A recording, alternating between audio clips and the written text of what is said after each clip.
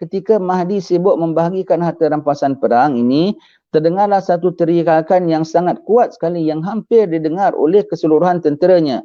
Suara itu melaungkan, cepatlah pulang, Dajjal telah berkuasa di negeri kamu. Suara ini sebenarnya suara syaitan, dia berdusta. Ini tidak benar, tetapi tentera Imam Mahdi tidak mengetahui hakikat yang sebenarnya. Lalu mereka cepat-cepat pulang ke Baitul Maqdis dan tidak mempedulikan lagi harta rampasan yang ada pada tangan mereka. Apabila mereka sampai ke Baitul Maqdis, barulah mereka sedar bahawa berita kemunculan Dajjal itu adalah berita bohong yang datangnya dari syaitan. Baik. Syaitan main peranan. Dia suka bikin seruan palsu. Jaga-jaga. Lepas itu segala seruan yang nampak macam baik, jaga-jaga, takut itu seruan daripada syaitan. Dia suka bikin seruan palsu. Di antara yang dibikin seruan palsunya tu bila? Ketika orang-orang Madinah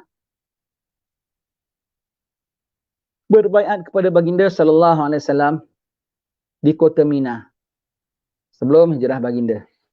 Mereka senyap-senyap malam-malam berapa orang. Selama dah berapa kali musim haji mereka datang, mereka jumpa sama baginda sallallahu alaihi wasallam dan syaitan tak boleh bikin apa. Dan dia sedar. Dia kan tak tidur malam. Dia naik atas Jabal Abi Qubaish, dia menjeritkan, "Oi orang Mekah, orang-orang Madinah tengah baiat kepada Muhammad." Mereka terbangun dengar. Mereka terus bergegas pergi ke Mina. Cari kemah orang-orang Madinah, tengok semua dah balik semula, dah tidur. Buat-buat tidur. Kami ada dapat laporan bahawasanya begini-begini ada melakukan melanggar undang-undang dan peraturan, begitu gini, dia tukang komplainkan. Dia tukang komplainkan. Ini satu kali lagi nanti dia akan serukan lagi. Dia akan serukan di mana? Dia akan serukan, dia tengok dah jatuh kota orang-orang Nasrani, dia akan jatuhkan. Dan dia jatuhkan, dia pakai berita khabar apa? Dia sampaikan khabaran yang khabarannya itu, ceritanya tu khabarannya tu tak betul. Tetapi ceritanya tu memang ada betul. Kerana apa? Dajjal akan keluar apabila Turki jatuh balik tangan orang Islam. Jadi apabila Turki dah jatuh balik tangan orang Islam, standby lah, tak lama Dajjal keluar. Betul-betul immediately Turki jatuh balik tangan orang Islam, dia bilang Dajjal dah keluar, tak terperanjat. Jadi cerita itu macam logik tak? Memang. Tapi sebetulnya belum waktu lagi Dajjal keluar. Belum waktu lagi Dajjal keluar. Jadi mana lagi nak direbutkan? Dajjal kah? Ataupun Konstantiniah kah? Dajjal nak ditentang dulu kan? Maka mereka tinggalkan Konstantiniah, mereka dah menang, mereka tinggalkan balik untuk nak menangani Dajjal. Kerana memang betul Dajjal akan keluar selepas Konstantiniah jatuh balik ke dalam itu Turki ya, Konstantiniah Turki lah ya senang.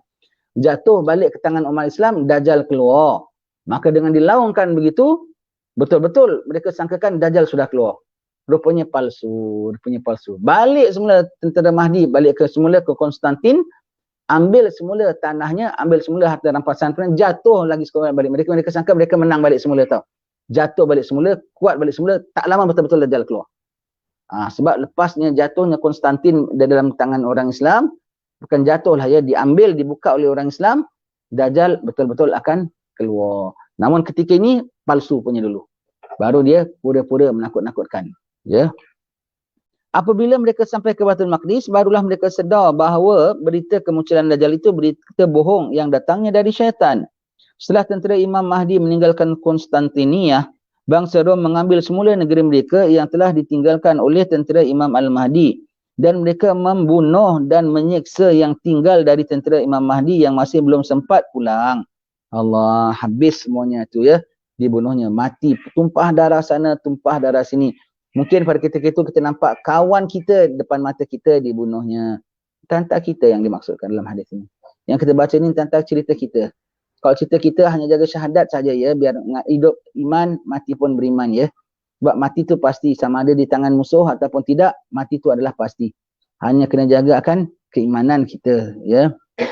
Semua baki tentera Imam Mahdi dibunuh oleh musuh sehingga tidak tinggal seorang pun daripada tentera Islam di tanah bangsa Rom itu.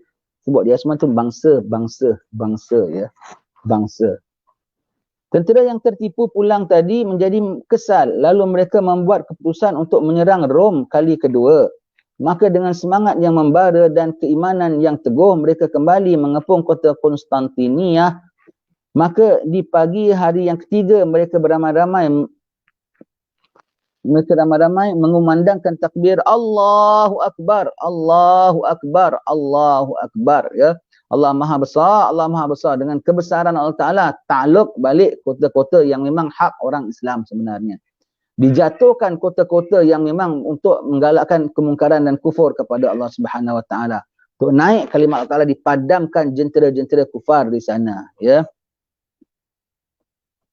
Lalu runtuhlah satu penjuru pertahanan musuh yang membuat mereka menjadi panik dan lari tunggang langgang. Dengan itu kota Konstantinia dapat direbut kembali dan tentera Imam Mahdi mendapat harta rampasan yang lebih banyak lagi dari peperangan yang pertama dahulu. Ingat ya, ini senjata orang Islam.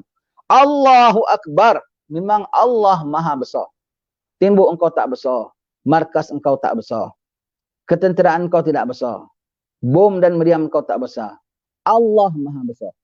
Allah Maha Besar. Maka yang lain yang kau pandang besar semua jadi kecil sendiri seperti debu berterbangan. Kalimat Allahu Akbar. Sebab itu kita kena tahu ya, kita kena tahu remote-nya ya. Remote controlnya. Segala apa semua adalah ciptaan Allah Ta'ala. Dan semua dalam ciptaan Allah Ta'ala pasangkan satu remote controlnya tu, on off-nya tu di tangan Allah Ta'ala. On off-nya tu di tangan Allah Subhanahu Wa Ta'ala. Kau kena tahu tentera mereka, markas mereka, pasukan mereka, segala-galanya semua itu adalah makhluk Allah. Dan semua itu di bawah ciptaan Allah. Allah ada masukkan chip di dalam setiap ciptaan-ciptaannya itu. Walaupun kau yang bikin, zahirnya. Hakikatnya itu Allah punya. Allah ada masukkan chip dalam setiap satu. Itu chipnya itu apa? Apabila disebut Allahu Akbar, semuanya melt, semuanya cair. Semuanya tak akan daya dan tak akan mampu nak lawan Allah yang Maha Besar. Allah yang Maha Besar. Maka sebut Allahu Akbar, jatuh. Allahu Akbar, jatuh. Ya. Kita kena tahu, itulah remote control kita. Tetapi nak aktifkan, mesti ada bateri. Remote control tak ada bateri, tak boleh. Baterinya ialah iman. Baterinya remote control itu sendiri nak kena servis selalu. Servis daripada rosak, iaitu dosa. Dan adakan baterinya itu adalah iman. Dan akan diservis selalu. Jadi nak dipakai, boleh dipakai. Besar macam mana aircon, besar macam mana mesin, pakai remote control kecil aja. Remote control besar ke aircon lagi besar? Aircon lagi besar. Remote control kecil. Remote control besar ke button dia besar? Button dia tu yang paling kecil. Yang dimaksud daripada remote ialah buttonnya. Yang dimaksud daripada button ialah chip di dalamnya. Small tak? Tit. Gerak. Tit. Padam. Begitulah. Tapi remote-nya nak kena bersihkan ya. Perkataan Allahu Akbar itu adalah remote control bagi Allah Ta'ala. Microchip Allah Ta'ala yang dah dimasukkan ke dalam, bukan microchip, roh chip. Mikronya, mic-nya tak ada, mic-nya tak ada. Rohnya je, tinggal rohnya saja. Roh chip. Itu yang Allah Ta'ala masukkan dalam setiap benda-bendanya itu. Semua makhluk Allah. Allah Maha Akbar, semua makhluknya akan lemah. Semuanya makhluknya akan lemah. Ya. Tapi yang nak menyebutkan Allahu Akbar kerana betul-betul lah mengakbarkan Allah Ta'ala, membesarkan Allah Ta'ala. Nanti akan kuat. Dengan itu kota Konstantinia dapat direbut kembali dan tentera Imam Mahdi mendapat harta rampasan yang lebih banyak lagi dari peperangan pertama dahulu, sehingga khazanah Masjidil Aqsa yang pernah dicuri oleh bangsa Rom akan diambil kembali oleh Imam Al-Mahdi dan akan diletakkan kembali di Masjidil Aqsa, pusat pemerintahan Imam Al-Mahdi. Bila mereka curi? Daripada zaman berapa ratus tahun dahulu. Daripada zaman berapa ratus tahun dahulu. Daripada zaman dahulu mereka masuk, tentera Rom, mereka ambil khazanah-khazanah termasuk kitab-kitab Taurat, termasuk kitab-kitab Injil. Semuanya itu yang asli-asli, semuanya itu masuk apa-apa scroll-scroll yang disimpan oleh raja-raja zaman-zaman dahulu yang mereka terima daripada nabi-nabi mereka. Yang ada sebahagiannya itu ada gambar Rasulullah sallallahu alaihi wasallam. Yang sebahagiannya itu ada patung bentuk Nabi sallallahu alaihi wasallam, semuanya itu ya. Semua itu khazanah-khazanah zaman dahulu ya. Yang kita tahu dalam sejarah apa semua itu, semuanya itu adalah akan dah disimpan oleh mereka. Simpan kerana tak nak zahirkan. Simpan kerana kufur. Simpan kerana nak menunjukkan power mereka. Tapi takdir Allah Ta'ala akan zahir balik semula. Akan zahir balik semula, akan dapat balik semula. Akan dapat balik semula tu. So semua khazanah-khazanahnya. Bukan setakat emas dan dolar saja ya. Itu semua tu tak heran ya. Ini khazanah hakiki. Mungkin tabut pun dapat balik semula. Mungkin tabut pun akan dapat balik semula. Mungkin singgasana Balqis pun mungkin dapat balik semula. Wallahu alam, kita tak tahu apa yang tersimpan di tangan mereka.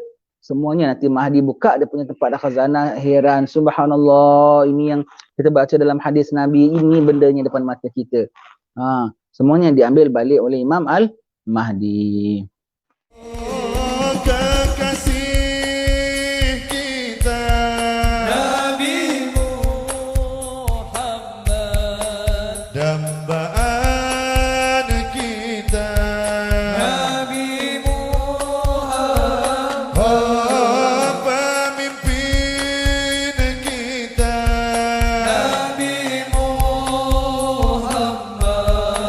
Idola kita Nabi